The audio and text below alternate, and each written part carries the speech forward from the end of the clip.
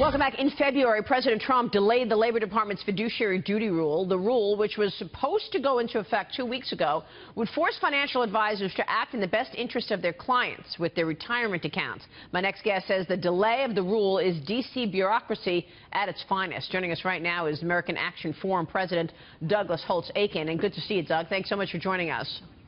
Morning, Maria. Yeah, I mean, this was something that we knew was, President Obama actually had been pushing this forward. What do you think changed the Trump administration's mind in terms of pursuing this, and why do you think this is so bureaucratic? Well, everyone felt the rule was really misguided. The intent, of course, everyone endorses. You want to have good advice for people who are investing, but this rule would really be too expensive. It would take a lot of the small investors and actually preclude them from getting advice at all. They'd be closing a lot of the small accounts because of the cost of running them. So it seemed quite misguided in the end. The Trump administration came in and said, okay, we want to delay this and think about it and write a rule that makes sense. Unfortunately, the folks at the DOL who were left over from the Obama administration wrote into the rules to delay the rule, basically a rule that says it's got to go into effect after 60 days. So they got 60 days, but they didn't get the time to do a new study and write a sensible rule. So in the end, this was a victory of the bureaucracy over the new administration. Yeah, I mean, when you look at what the president has done so far in terms of executive orders, and then you take a look at the business to be done this week, Doug, characterize where we are. I mean, the administration has said many times, we will not see a government shutdown. How do you see them getting there this week, and do you think we will see a big tax plan announcement tomorrow that will be reform? I think on the government shutdown, there's no interest in shutting the government down, not by the administration, not by the Republicans or the Democrats. So I think they reach a deal. They reach a deal that reflects the president's priorities, enhanced border security, if not funding for the wall, some additional defense spending, and then they turn to fiscal 2018, which is in and of itself going to be a big lift.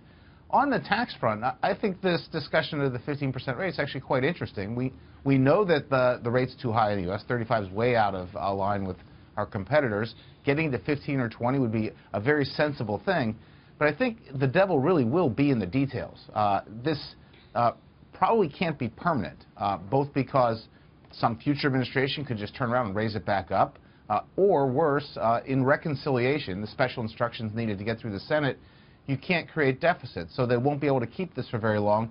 Indeed, there's some talk that you couldn't keep it down for more than 2 years. And so you have to ask yourself, does it make sense to do all this and just get a 2-year reduction in the corporate rate? Doug, you're a former head of the CBO, and could you kind of give us a preview of Donald Trump's coming encounter with the CBO over this tax plan? Obviously, Republicans had a lot of trouble with the CBO about Obamacare. What's going to happen with them this time? Well, the key here will actually be the Joint Committee on Taxation. They score all tax bills.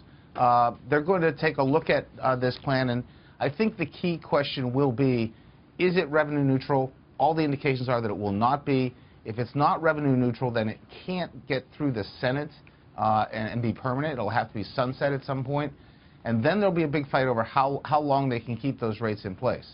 As I just mentioned, a really surprising result is that it appears that you can cut the corporate rate for at most 2 years in reconciliation. If you go to year 3, you start creating out-year deficits, and it can't get the protection. So you need 8 Democrats to get a 15% rate permanently. That's a real hiccup in administration plans, to say the least. Doug, the administration is saying that a tax cut will produce faster growth, 3% growth or more, and that because of that, these tax cuts will pay for themselves and will be revenue neutral.